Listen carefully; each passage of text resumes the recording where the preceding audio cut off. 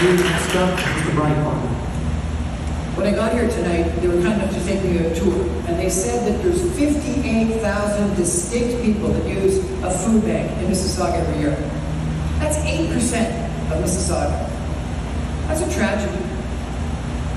This morning, Metamorphosis, a group that was formed as an outcome of the Fair Share appeal, put out a report that said that we have $868 million less in funding for social services from the provincial government than the average urban centre in Ontario. And that we're dead last in our funding.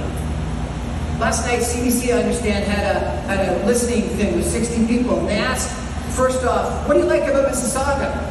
And I don't know if this for a fact, but I was told by several people that people struggle thinking about and saying what they actually liked about Mississauga. Taxes are up, houses are unaffordable, transit is terrible. We've been talking about all-day two-way go for 25 years. I think we've got to ask a fundamental question. Have these people on stage, and the one that said earlier, have they been doing a good job? Is Mississauga a better place today than it was in the past? And I don't think it is. I've lived here for 24 years. I've been chair of the Mississauga City Summit. I've been president of the Mississauga Arts Council. I've been involved in politics, albeit from the back room. And I think that your current councillors, your current city council, are not doing a good job. And to promote one of them to be mayor is wrong. The Leafs made it to the first round. You know what they did? They said, that's not good enough. We don't want to be mediocre anymore. And they fired the coach, and they're going to do more changes. In business, if people had this kind of performance, they'd fire people, and they'd start with someone new and fresh. We need some radical change in Mississauga. Brian Crombie on June 10th. Please consider it. Go to briancrombie.ca and check in. Thank you, Mr. Crombie. Food insecurity is on the rise, up over 200% since the pandemic, and the use of food banks supports are an indication of housing insecurity and homelessness. Food banks rarely receive public funding and have historically relied upon charitable donations and unpaid volunteer staff. So our first question to each of you is, this is from Peel Lived Experience Roundtable, the cost of all food has risen a lot during the pandemic. Some have had to make a very hard decision of feeding themselves or their kids or their pets.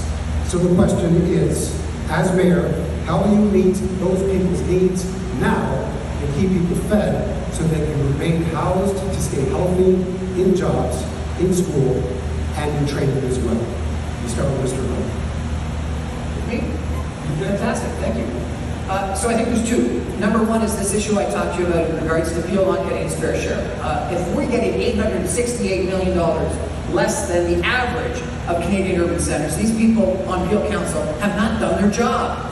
They have not done their job. Why would you elect them again and give them the opportunity as mayor to go and get what, less than $868 million? So if we're not getting our fair share of funding, that has got to be the number one thing. You've got to make sure that we demand that. And two of them have been very involved in the Liberal Party historically, one very involved in the Conservative Party historically. They've got the connections at Queen's Park, and it hasn't worked. It hasn't worked. So connections at Queen's Park may not be the answer. Maybe you got to go and you got to demand, you got to protest, you got to say, this is unfair. Mississauga deserves its fair share. Why hasn't that happened? So that's number one. Number two, and hopefully we'll get to this, the reality is a mayor and council can't do anything about the cost of food, but they can do something about the cost of housing. And I'm told over and over again that food bank usage is the most in the first week and the last week of the month, because that's when people skimp on their food bill so that they can get their rent paid. The only way that you're going to have food security is get housing to become more affordable. That's the long-term solution. The short-term solution is electing people that are going to get our fair share. For Peel, the long-term solution is electing people that are going to cut the red tape, the regulation, the time to get approval, cut development fees, get Mississauga building again. That's what we need. We need more supply. We need more affordable housing, and they're not doing it. That's your time. Thank you. Thank you, guys. My estimate in particular, however, I did see Mr. Crombie's hand first, and then we'll open it up to Mr. Tencho. There is a silver bullet. With all due respect, there is a silver bullet. Sunday New York Times this past week had a story about Austin, Texas, and it said it dramatically increased the amount of supply of housing, dramatically reduced the rental rates, and dramatically reduced the people that went to food banks. And how did they do that? They did it by, number one, municipal councillors really went to work on reducing the red tape and regulation and the time to get approval. So developers came to Austin to want to build. Number two, what they did is they reduced development fees. Toronto has eliminated development fees on fourplexes. I can tell you there's a lot of people in Toronto that are now looking at doing fourplexes. Just passing a fourplex law didn't have any interest for people in Toronto. But you take away the development fees, it does. The provincial government is talking about taking away development fees for assets less than $400,000, rental properties or condominiums. That gets people interested. I'm a developer. I know what happened when the federal government reduced the GST on purpose-built rental. Developers started coming to the table. Government has an obligation to make building housing more affordable. With the development fees that Mississauga's got today, with the red tape and regulation, with it taking 5 to 7 years for these people to actually get anything approved. It takes longer to push the paper around City Hall than it does to build a building. You should be mad about that, and that's what's causing the problem. So there is a silver bullet, sir. You guys get some efficiency. You got two people here running for mayor that haven't been invited on stage. They're efficiency experts. They know that we could be more efficient. You get more efficient, developers will come to the table. Doing the way it is right now, you know what the answer is? Same old, same old. You're going to get the exact same result if you elect one of these or the other councillor to be mayor. I've got to promise you that. Think about something new. I will cut you off there. Mr. Kessler, you have to We talked earlier about fourplexes. I want to talk about that if I can, because I think it's one of these woke ideas that you put up there as a big idea, but not much happens about it. There was less than 50 fourplexes built in Toronto. Fourplexes aren't the solution. Right now, triplexes are allowed already. There hasn't been much movement on triplexes. And why? CMHC, did you know this? CMHC actually won't give a builder or anyone a loan unless it's 5 or more units. And the reason why is because they know that the fourplexes are difficult to build, difficult to get financed, difficult to get quality contractors for, etc. It's not a way to actually move the needle. So do I think that fourplexes in the right places might make sense? Yes, but thinking that it's a panacea for Mississauga, just ask yourself, do you want to have a fourplex every single street in Mississauga? Do you want to have 4 times as many cars, 4 times as large driveways, 4 times more parking on the streets? I don't think that makes sense. The proposal that went to Toronto City Council today to allow greater density along major arterials, that actually might make a lot of sense. And then the Liberal Party in Ontario just a couple of months ago said that rather than fourplexes, what we want is 6 stories everywhere. Do you want 6 stories everywhere? And they admitted in a report that the fourplex was just a step to what they really wanted to get to, which was 6 stories everywhere. I don't think that's what we want. The only way to solve this is density around transit nodes. Because the people that are going to be able to, the people that we need to house are those people that can't afford housing plus cars. They're going to be using transit. We're not going to be running buses down every cul-de-sac in Mississauga. We'd like to, but it's not going to happen. We've got to be realistic. So I think there is solutions, and the solutions is cutting development fees. Mississauga has got some of the highest development fees, and if you want to get action right now, cut the development fees and cut it this year if people get into the ground. Give more developers more density, but ask for something in exchange. And I think that the most important thing you have to offer an opportunity for other people to get their share time in 5 minutes. Unlike most of the debates that don't give me an opportunity, I'm happy to give people an opportunity.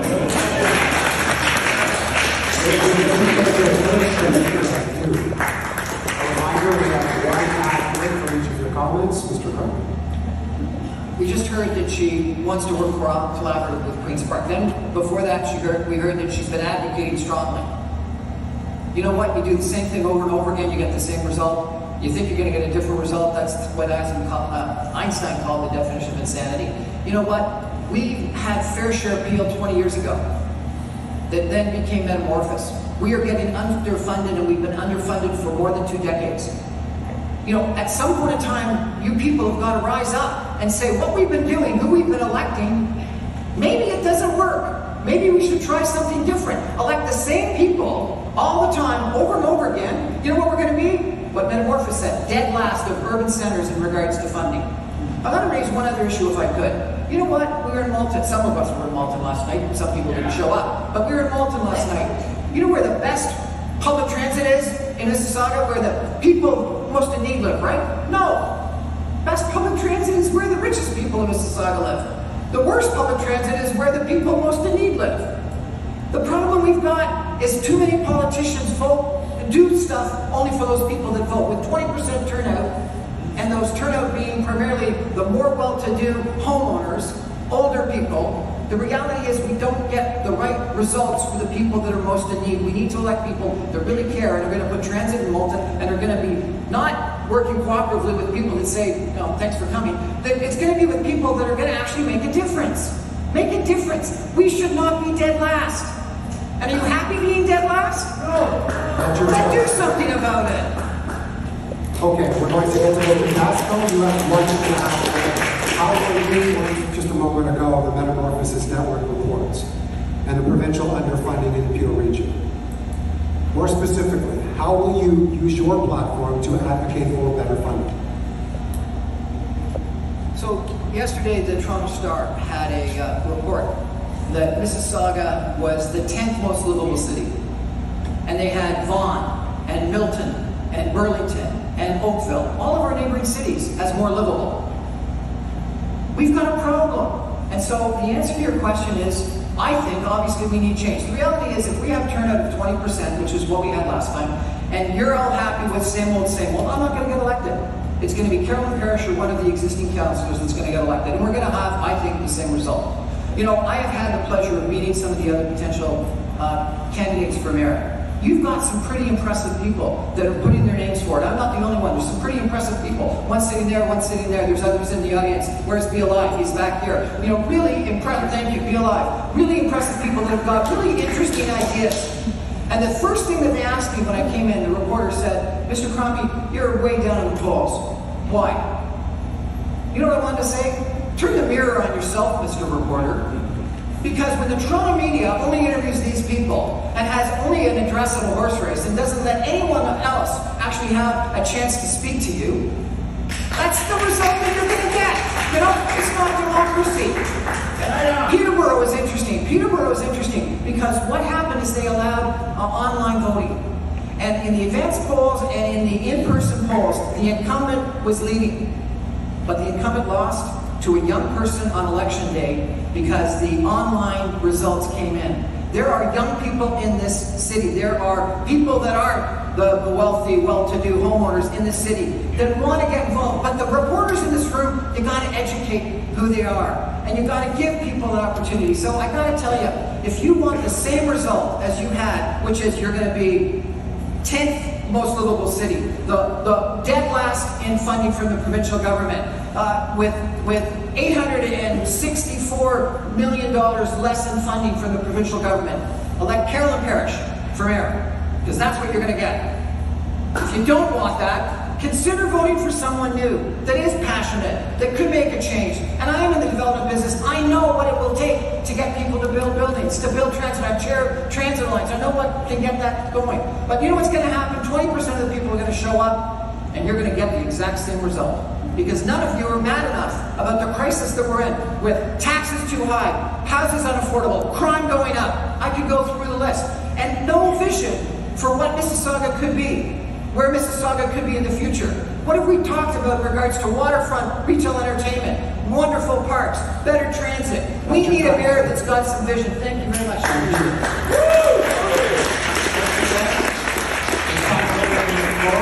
have 5 minutes to speak with one another. Thank you very much.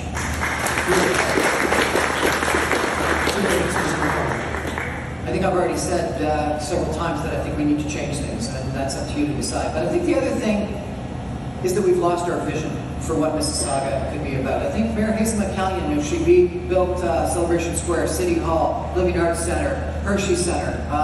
We built things. We aspired to greatness in Mississauga. I don't know what we've done lately. I'm going to give you a couple of ideas, if I could, to get you thinking. We've got an 18-acre area in Port Credit, a 150,000 square foot warehouse that sits empty with boats and geese.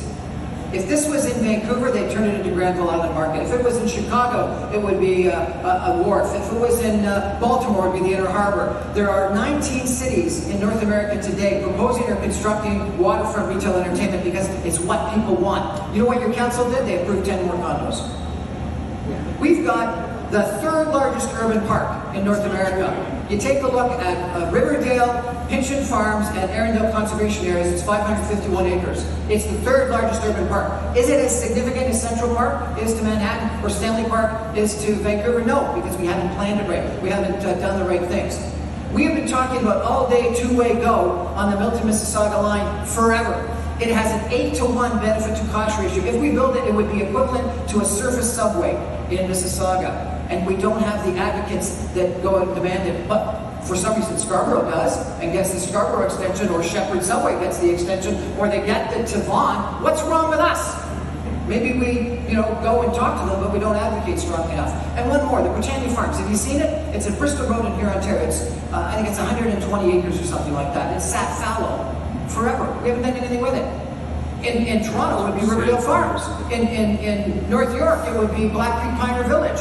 It's been given to the people of Peel for educational purposes. It could be and should be a working farm, an agricultural farm. It's got a sugar bush. Why do we take kids there? We have lost a vision for greatness in Mississauga, and we need to grab it back again. And if you don't elect me, elect someone that's got some vision, please. That's your time, sir.